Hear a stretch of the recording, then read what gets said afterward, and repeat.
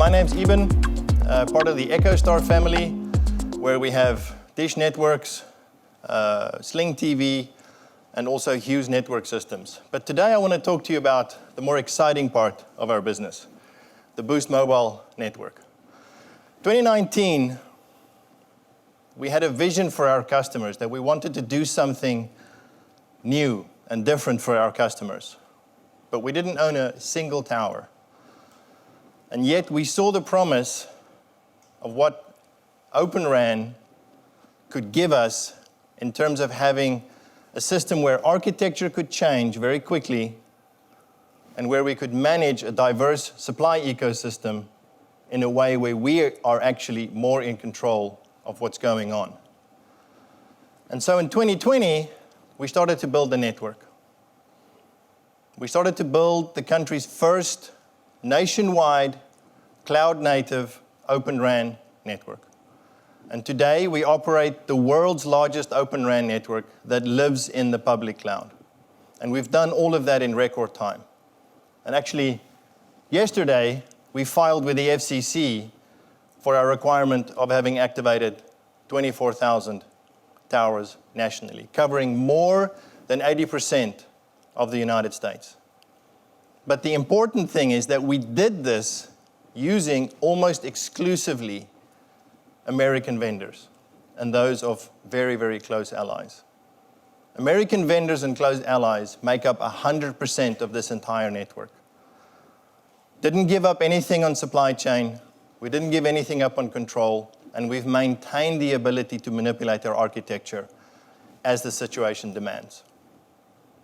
So we built a network, but in actual fact, we built a great network. In January, we received the very coveted awards from Accenture and Umlaut that we've built and operated the highest quality network in all of New York City.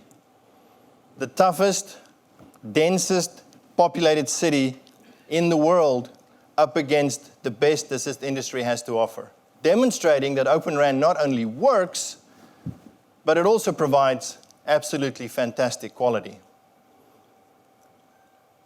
And now I want to move on to something a little bit more technical, but I want to make two very important points.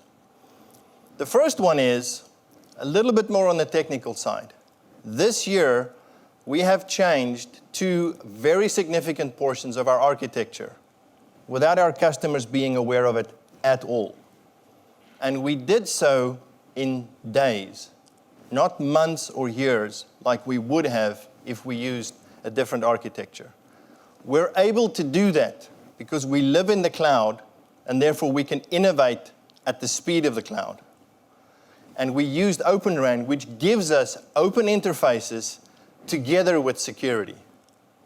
And the second thing is, as you can see on this eye chart, is we've done that using only American vendors and those of close allies. Oracle, Intel, Dell, Cisco, AWS, JMA, CommScope, Samsung.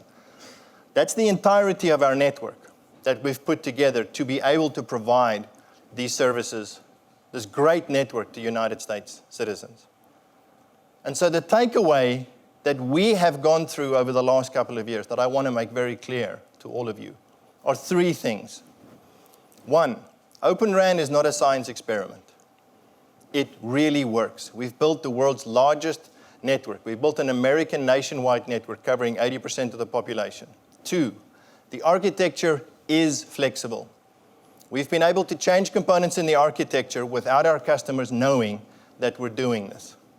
And three, you can provide the best possible quality in the most competitive and the most difficult environments using these technologies.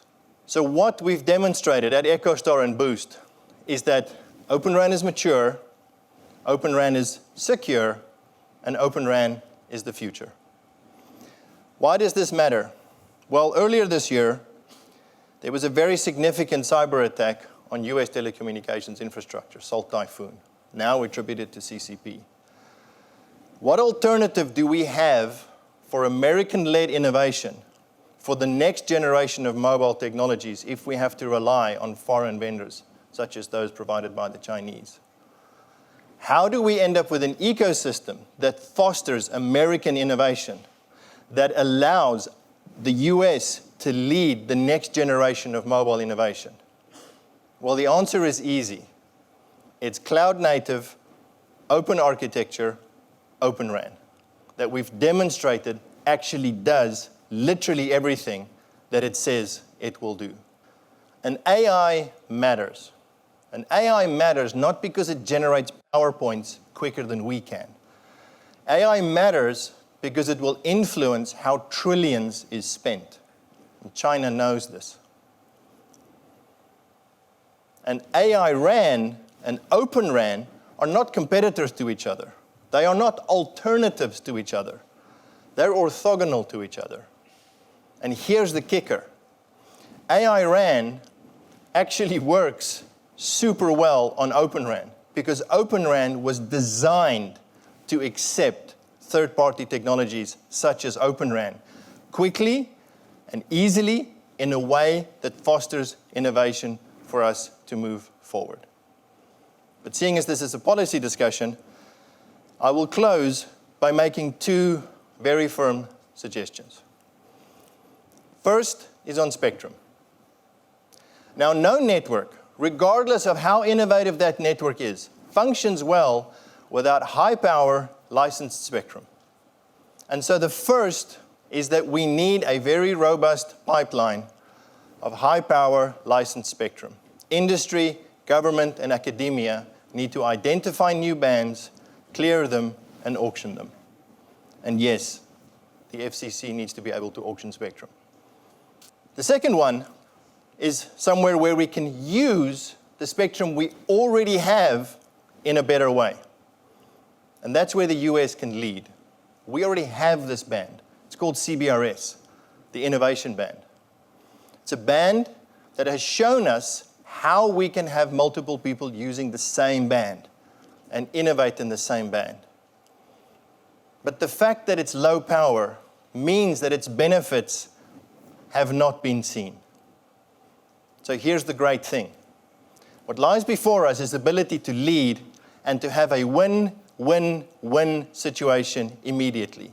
The first win is this is the decision that we can make immediately. We don't need to auction anything. We can literally just change the way that the specifications work of CBRS. If we give it high power, we will significantly improve the utilization of over 100 megahertz of the most valuable spectrum that we have in the US, and we can do so very quickly. And here's the third win, and that's the kicker. There are zero downsides to doing this.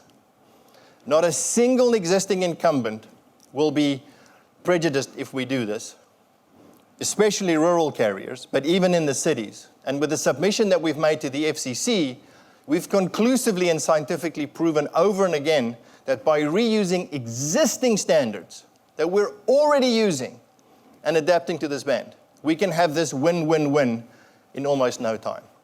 That's how the US can lead and win in telecommunications. And finally, we're very encouraged by the fact that we're seeing movement in Open RAN. We're happy to be providing the nation's Open RAN network. We're also grateful that we're able to participate with the government at Whidbey Island and Fort Bliss to doing some proof of concepts in terms of what we're doing with Open RAN on these military bases. But we need more than just proofs of concept. The US government needs to send a very clear message. It's serious about American innovation in telecommunications, and it's serious about Open RAN and the investments. Because with that message will come additional vendors, additional skills, and additional innovation. The solutions are here, and the solutions are clear. And they're cloud native, and they are Open RAN. Thank you very much.